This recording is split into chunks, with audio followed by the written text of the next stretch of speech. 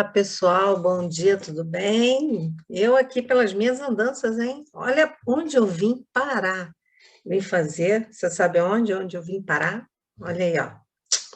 Ó, ó, sabe? Então, vim conhecer ela aqui, ó. Conhecer ela. Sabe quem é ela? Vocês já viram aí em algum filme, em alguma reportagem? Isso aí, vocês estão espertos, hein? Acertou quem falou a Estátua da Liberdade. Onde fica a Estátua da Liberdade? No continente, né, americano, nas Américas. Então, mesmo continente que o nosso, né, continente americano, só que eles ficam lá no norte, a gente fica aqui no sul. E a Estátua da Liberdade, gente, ela está lá nos Estados Unidos. E eu vou falar um pouquinho para vocês sobre ela, né? Que, na verdade, gente, a Estátua da Liberdade foi feita, sabe onde? Sabe onde ela foi construída? Na Europa, sabe? Na Europa. Então, a Estátua da Liberdade foi um presente da França para os Estados Unidos, em homenagem à independência dos Estados Unidos.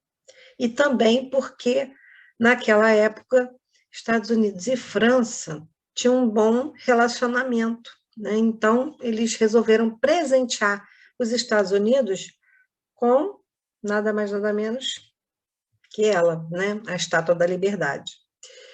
E aí, gente, essa estátua, ela foi feita por um artista chamado Frédéric Auguste Bartholdi, sabe, um francês, que criou, né, essa estátua aí. E para vocês terem ideia, ela demorou 10 anos para ser feita. 10 anos, hein? Tem que ser esculpida, né, em cobre e tal. E aí, imagina que ela foi feita na França, ela tinha nada mais, nada... Demorou 10 anos para ela ser feita, tá? 10 anos. E aí, gente, olha que bacana, ela tem 46 metros de altura e 225 toneladas. Imagina só levar essa estátua da Europa para a América, né, para os Estados Unidos. Então, gente, ela foi, né, dividida em pedaços para ser montada nos Estados Unidos. Para vocês terem uma ideia, precisou de 214 caixas para guardar os pedaços da estátua. Bom, e o rosto dela, né? Então, que às vezes alguém, essa mulher é alguém, né? Quem é essa mulher? Então, assim, quando o escultor pensou em fazer essa estátua aí, ele pensou em quem? Na mãe dele. Então, o rosto da estátua lembra a mãe do Frédéric Auguste Bartholdi, que é o artista que fez a estátua, né? E a base dessa estátua, né? Olha, estão vendo aí, ó, a base. Quem fez projetou essa base foi ninguém nada menos que Alexandre Eiffel, o mesmo que fez a Torre Eiffel, né? E o nome que foi dado a essa estátua é Liberdade Iluminando o Mundo. E essa estátua aí fica lá nos Estados Unidos. Ela foi inaugurada em 1885, ou seja, começou a ser feita em 1875, levou 10 anos para ser construída lá em Versalhes, na França, perto da capital da França, que é Paris, né? Então, aí só para você saber uma curiosidade, né, sobre essa estátua, que é um dos símbolos mais famosos dos Estados Unidos, que onde nasceram, né, os irmãos Wright, que foram irmãos, né, que foram precursores aí também da aviação, tá bom? Então, espero que você tenha gostado dessa informação aí. E aí nós vamos hoje conversar aqui um pouquinho mais sobre o relógio de pulso, né? A nossa atividade hoje é uma sondagem de matemática, e aí vocês vão fazer sozinhos, né? Não preciso nem dizer que isso aqui vai ser muito fácil para vocês. Então, vamos lá, vocês vão colocar o nome completo de vocês com letra manuscrita, que eu já entreguei, tá, gente? Uma tirinha com o nome escrito de vocês, com letra de mão, né? Então, vocês têm aí na casa de vocês para treinar. Tem algumas crianças que ainda não escrevem com a letra de mão o nome, é importante vocês treinarem, tá? E aí vocês vão também fazer essas atividades sozinhos, vão parando se for preciso, e aí vão fazendo a tarefa para me entregar, ok? Então, hoje a gente vai falar um pouquinho sobre o relógio de pulso. Tem gente que diz, né, que quem criou o relógio de pulso foi o Santos Dumont. Na verdade, gente, ele foi uma pessoa que difundiu o relógio de pulso. O que é isso, né? Ele popularizou, vamos dizer assim, essa versão. Os relógios, eu fiz uma pesquisa, né, e observei que o relógio de pulso já havia sido usado por outras pessoas, porém não era muito utilizado. Na época, como é que se usava? Usava-se o relógio, mas sem essa pulseira, e uma correntinha, que a gente chama de relógio de bolso. Então, a correntinha fica para fora do bolso da pessoa, da calça, né? E aí, quando ela quer saber a hora, ela puxa aquela correntinha, sai o relógio ali, ela vê a hora, depois guarda no bolso de novo. Não é uma coisa, vamos dizer assim, muito prática, né? Então, qual era o problema do Santos Dumont, né? O Santos Dumont, às vezes, ele queria marcar o tempo, fazer suas experiências e marcar o tempo, e ele ainda tinha que tirar o relógio do bolso, e isso levava tempo e atrapalhava ele, né? Então, por isso, ele tinha um amigo, né, muito famoso na França, um joalheiro, né, Cartier, Louis Cartier, e aí ele conversou com esse joalheiro para fazer um modelo de relógio que tivesse pulseira, né, para ficar fixado no braço dele. Então, eu vou fazer a leitura desse texto para vocês. Esse texto tem 3 parágrafos. Aqui eu coloco uma pergunta, ó. Vamos saber mais sobre o relógio de pulso? Então, a gente vai ler os 3 parágrafos, ok? Então, vamos saber qual será, né, o assunto de cada parágrafo. A gente já sabe que se tem 3 parágrafos, tem 3 assuntos. Então, vamos ver aqui o primeiro. Olha só, vamos seguir aqui. Deixa eu aumentar um pouquinho. Ok. Vim aqui para cima. Vamos lá. A versão masculina foi mais difundida por ninguém mais que Santos Dumont, o que também causa uma certa confusão de que ele é o inventor do relógio de pulso. Por volta de 1915, o pai da aviação precisava cronometrar seus tempos de voo nas diversas experiências que promovia, e nesta época os homens utilizavam o relógio no bolso, com uma corrente para poder alçá-lo com mais facilidade. Então, aqui está falando, né, que ele difundiu o relógio de pulso, porque ele precisava cronometrar o tempo, e nessa época se usava o relógio de bolso, como eu já expliquei para vocês. Vamos para o segundo parágrafo. Para agilizar seu processo de cronometrar, o aviador encomendou ao seu amigo joalheiro Louis Cartier um modelo de relógio que pudesse ficar fixo no seu braço. Para esse primeiro relógio feito, Cartier o nomeou de Santos Dumont. Então, né, como eu falei aqui, para resolver esse problema, né, de cronometrar o tempo, o Santos Dumont conversou com o amigo dele, Louis Cartier, para criar um relógio que pudesse ficar preso no braço dele, no pulso dele, ok? Então, foi daí que o Cartier criou esse relógio aqui, né? Foi o primeiro, ó, que chamou esse relógio de modelo Santos Dumont, né? Vamos lá para o terceiro parágrafo. Até hoje, a coleção de relógios de Santos Dumont é vendida. Os relógios feitos naquela época estão preservados. O exemplar desenvolvido por Cartier era muito moderno para o seu tempo. Tinha os cantos arredondados, contornos harmoniosos das presilhas que convergiam com a pulseira e as horas indicadas por números romanos. Então, esse aqui, gente, hoje a gente olha, né, um relógio qualquer, mas não era na época. Na época, isso aqui era bastante moderno, né?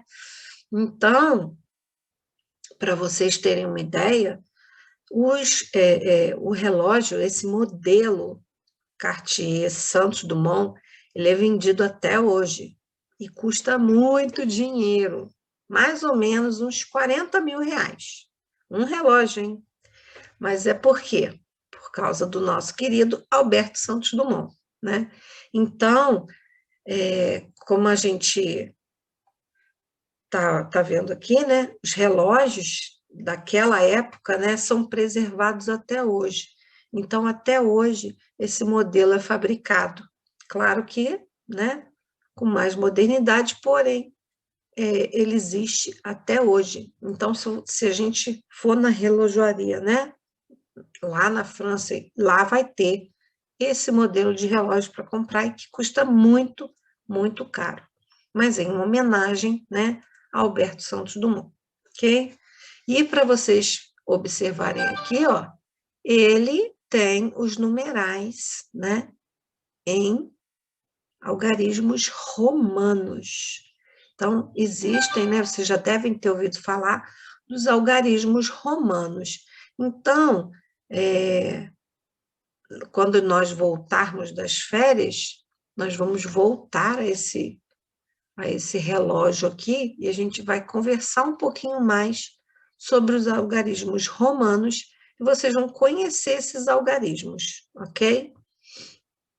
Então, vamos lá. As atividades de hoje, né? Número 1, você já aprendeu a ler as horas? Marque o tempo corretamente no relógio. Então, assim, o relógio digital, a gente olha lá, né? Ele está lá, 9h15, 10h45, né? Mas e o relógio? Ainda existe, né? A gente ainda utiliza demais esse tipo de relógio aqui, né? E aí, vocês já aprenderam a marcar nesse relógio a hora certa e a meia hora, certo? Então, vocês vão marcar aqui nesse primeiro 9 horas, aqui 3 horas, aqui 2 horas, aqui 10h30, aqui 1h30 e aqui 4h30, ok? Então, vocês vão marcar o tempo aqui no relógio.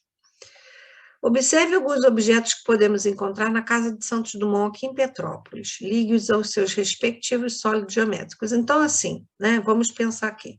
Nós temos aqui os sólidos, certo? E aí vocês vão pensar quais objetos lembram lá na casa de Santos Dumont esses sólidos, ok? Então, esfera.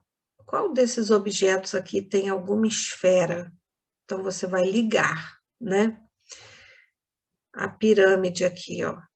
Qual desses objetos lembra uma pirâmide? O cone, qual desses objetos lembra? E o paralelepípedo aqui, qual objeto lembra? Então, vocês vão ligar o sólido ao objeto que lembra, né? Esses sólidos aqui, ok? Vamos lá para as situações de problema. Número 3, resolva. O custo do ingresso para entrar na casa de Santos Dumont custa R$ 8,00. Então, R$ 8,00 para entrar na casa de Santos Dumont. Crianças menores de 7 anos não pagam, ok? Imagine que um cliente chegou para comprar, um visitante, né? Chegou para comprar 4 ingressos. Então, se ele vai comprar o ingresso, é porque é para pessoas maiores de 7 anos, né? Aqui o desenho, eu já desenhei para vocês, e vocês vão colocar aqui 8, 8, 8, 8 para lembrar, né? E aqui matematicamente, eu quero saber quanto é que ele vai pagar. Ele vai comprar 4 ingressos que custam R$8. Então, R$8, R$8, R$8, R$8. Então, pensa aí como é que você vai fazer isso, tá? Então, aqui você vai fazer matematicamente, e aqui você tem que escrever, olha só, deixa eu falar uma coisa importante. Aqui embaixo a gente não pode colocar só o número não, tá? A gente tem que responder a pergunta. Então, aqui está perguntando, quanto custará? Quanto custará esses ingressos? Então, aqui vocês vão responder, né? Os ingressos custarão tantos reais.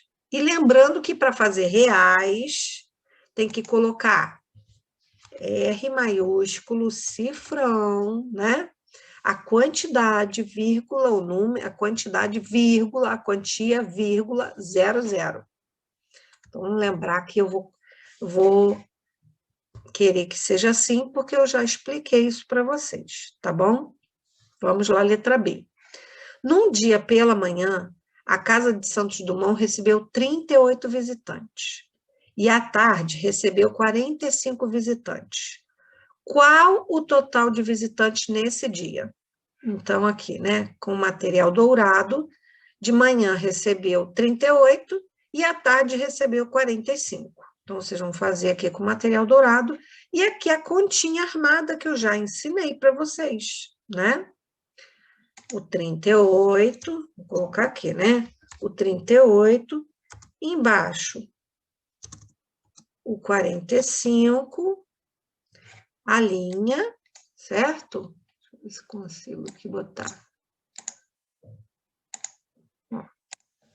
E aí, bom, vamos pensar junto aqui, né?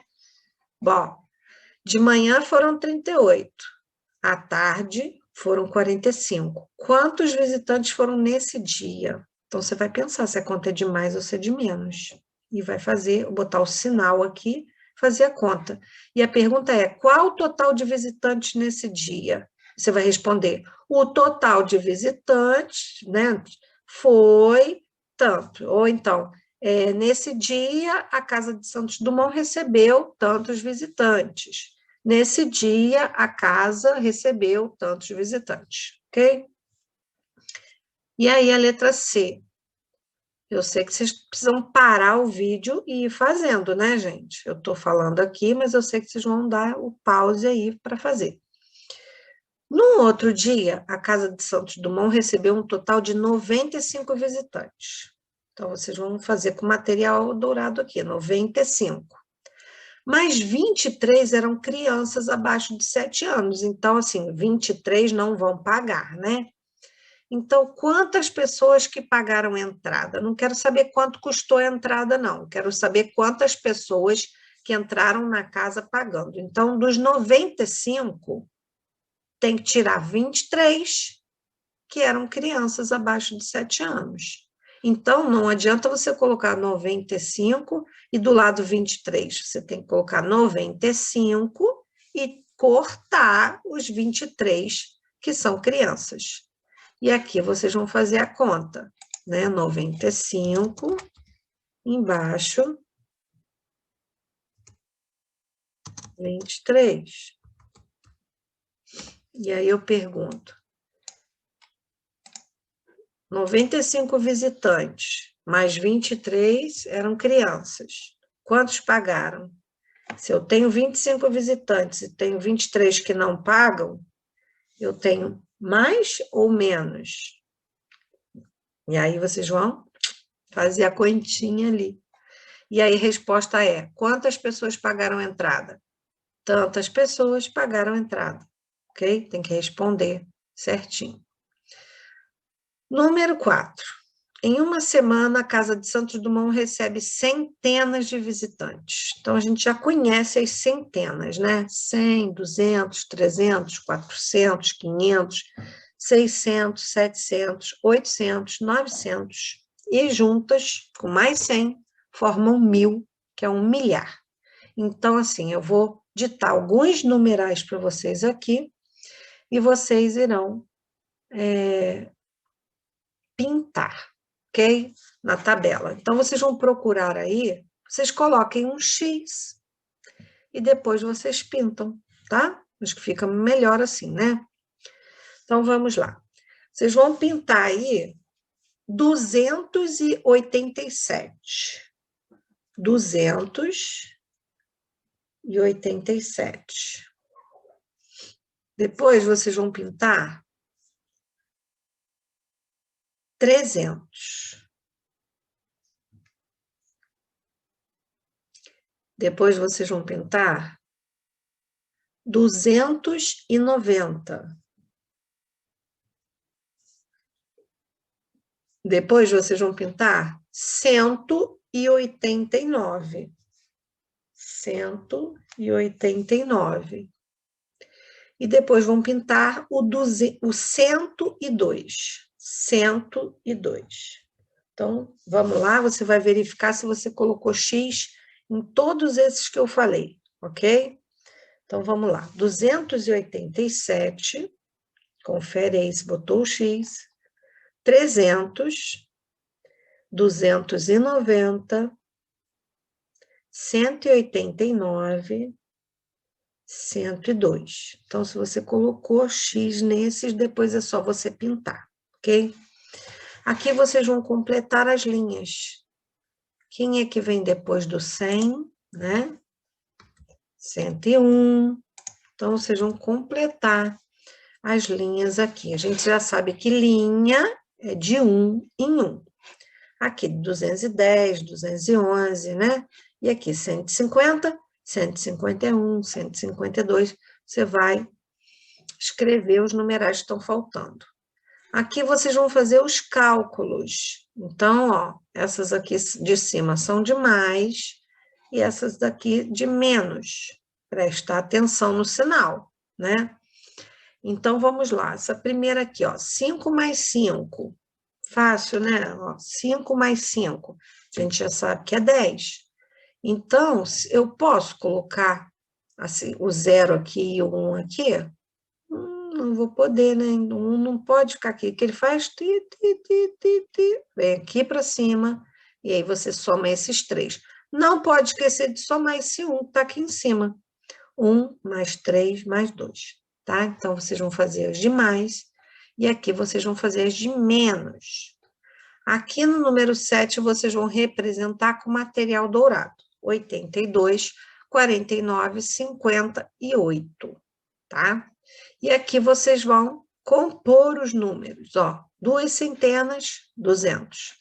4 dezenas, 40. E uma unidade, 1. 241. Se você quiser, você pode fazer até com a sua ficha, né? Com as suas fichinhas numéricas, ok? Aqui, uma centena, 0 dezena e 5 unidades. 3 centenas, 5 dezenas e 7 unidades. Uma centena, 8 dezenas e 3 unidades, ok? Então, tá aí as nossas atividades de hoje. Então, vocês vão realizar, fazer bonitinho aí, eu tenho certeza que todo mundo sabe. Tem gente que já está fazendo conta de cabeça, vocês acreditam?